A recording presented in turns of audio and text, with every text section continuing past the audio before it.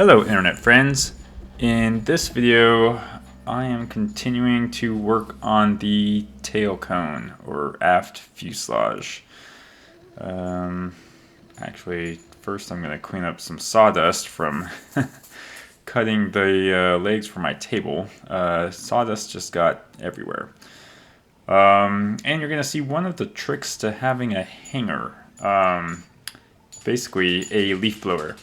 So, yeah, if you have a hanger, you probably want a leaf blower because it's going to get super dusty. And the leaf blower works really well just to blow the dust straight out back into the world where it came from.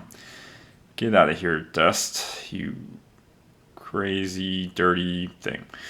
Okay, so that being said, one thing that I miss from the garage is my TV that I displayed the plans on. That was convenient. I don't know if I'm gonna bring a TV out to the hangar. I don't know. I don't think I'm gonna do it because I can just bring my laptop. So we'll see how that goes. Maybe I'll get, upset at myself and just bring a TV out. But also it's hard to mount in, metal buildings. It's not like drywall where you're just like, oh, there's a stud. So yeah, I guess I could hang it somehow. I don't know. That's more trouble than it's worth. I can just read the laptop. Especially right now, I don't need to be staring at it because today's task is install some nut plates. And it's really obvious where nut plates go because there's 3 holes to match the 3 holes in a nut plate. Right, and on this one, there is an option here on the RV-14. So you can see this inspection panel here. You can choose to either countersink these holes or the middle hole, so that way all the rivets and screws are flush.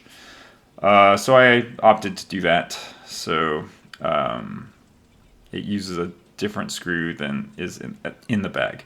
Actually, there was a couple of the countersunk screws in there, so that's what I used to screw in the nut plate. Again, if you've watched any of my videos or you're watching because you're interested in building a RV, my favorite method of installing a nut plate is to use a screw.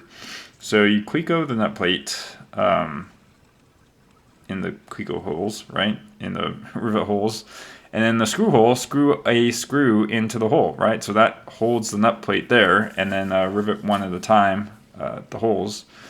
And that does a couple of things. One, it holds the nut plate to the skin where you're riveting, and 2, then you can be sure that the threads of the nut plate are actually there and they actually work and they're not cross-threaded. So I did have 1 or 2 nut plates where I discovered there was no threads in them. And that would have been unfortunate to discover that after I riveted it to the plane.